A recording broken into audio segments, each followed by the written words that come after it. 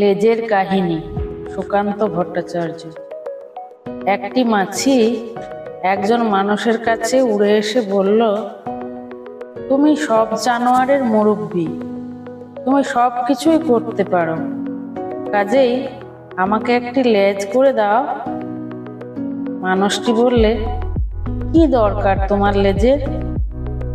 মাছিটি বললে, আমি কি জন্যে লেজ চাইছি? যে জন্যে সব জানোয়ারের লেজ আছে, সুন্দর হবার জন্যে। মানুষটি তখন বলল, আমি তো কোনো প্রাণীকেই জানি না যার শুধু সুন্দর হবার জন্যই লেজ আছে, তোমার লেজ না হলেও চলবে।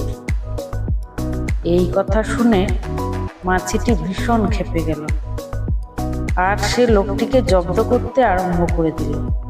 প্রথমে সে বসলো তার আচারের বোতলে, তারপর নাকে সুরসুরি দিল, তারপর এ কানে ও কানে ভন ভন করতে লাগলো। শেষকালে লোকটি বাধ্য হয়ে তাকে বলল, বেশ, তুমি উড়ে উড়ে বনে, নদীতে, মাঠে যাও। যদি তুমি কোনো জন্তু, পাখি কিংবা সরীসৃপ দেখতে পাও যার কেবল সুন্দর হবার জন্যেই লেজ আছে, তার লেজটা তুমি নিতে পারো, আমি তোমায় পুরো অনুমতি দিচ্ছি। এই কথা শুনে মাছিটি আহ্লাদে আটখানা হয়ে জানালা দিয়ে সোজা উড়ে চলে গেল। বাগান দিয়ে যেতে যেতে সে দেখতে পেল একটা গুটি পোকা পাতার উপর হামাগুড়ি দিচ্ছে। সে তখন গুটি পোকার কাছে উড়ে এসে চেঁচিয়ে বলল, গুটি পোকা, তুমি তোমার লেজটা আমাকে দাও, ওটা তো কেবল তোমার সুন্দর হবার জন্যে। গুটি পোকা, বটে বটে, আমার মোটে লেজই হয়নি, ওটা তো আমার পেট, আমি ওটাকে টেনে ছোট করি, এইভাবে আমি চলি। আমি হচ্ছি যাকে বলে বুকে হাঁটা প্রাণী। মাছি দেখলো তার ভুল হয়েছে, তাই সে দূরে উড়ে গেল। তারপর সে নদীর কাছে এলো। নদীর মধ্যে ছিল একটা মাছ আর একটা চিংড়ি। মাছি মাছটিকে বলল, তোমার লেজটা আমায় দাও, ওটা তো কেবল তোমার সুন্দর হবার জন্যে আছে। মাছ বলল, এটা কেবল সুন্দর হবার জন্যে আছে তা নয়, এটা আমার দাঁড়। তুমি দেখো, যদি আমি ডান দিকে বেঁকতে চাই তাহলে লেজটা আমি বাঁ দিকে বেঁকাই, আর বাঁ দিকে চাইলে ডান দিকে বেঁকাই। আমি কিছুতেই আমার লেজটি তোমায় দিতে পারি না। মাছি তখন চিংড়িকে বলল, তোমার লেজটা তাহলে আমায় দাও চিংড়ি। চিংড়ি জবাব দিল, তা আমি পারবো না। দেখছো না আমার পাগুলো চলার পক্ষে কিরকম সরু আর দুর্বল, কিন্তু আমার লেজটি চওড়া আর শক্ত। যখন আমি জলের মধ্যে এটা নাড়ি, তখন এ আমায় ঠেলে নিয়ে চলে, নাড়ি চাড়ি নাড়ি চাড়ি, আর যেখানে খুশি সাঁতার কেটে বেড়াই। আমার লেজও দাঁড়ের মতো কাজ করে। মাছি আরো দূরে উড়ে গেল। ঝোপের মধ্যে মাছি একটা হরিণকে তার বাচ্চার সঙ্গে দেখতে পেল। হরিণটির ছোট্ট একটি লেজ ছিল, খুদে নরম সাদা লেজ।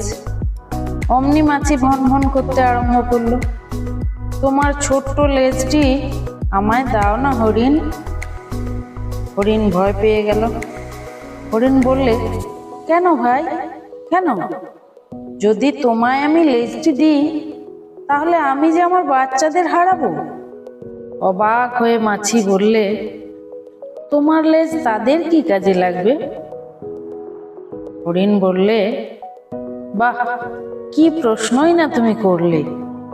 ধরো, যখন একটা নেকড়ে আমাদের তাড়া করে, তখন আমি বনের মধ্যে ছুটে গিয়ে লুকোই, আর ছানারা আমার পিছু নেয়। কেবল তারাই আমায় গাছের মধ্যে দেখতে পায়, কেননা আমি আমার ছোট্ট সাদা লেজটা রুমালের মতো নাড়ি, যেন বলি, এই দিকে বাছারা, এই দিকে। তারা তাদের সামনে সাদা মতো একটা কিছু নড়তে দেখে আমার পিছু নেয়। আর এইভাবেই আমরা নেকড়ের হাত থেকে পালিয়ে বাঁচি। নিরুপায় হয়ে মাছি উড়ে গেল। সে উড়তে লাগলো যতক্ষণ না সে একটা বনের মধ্যে গাছের ডালে একটা কাঠঠোকরাকে দেখতে পেল।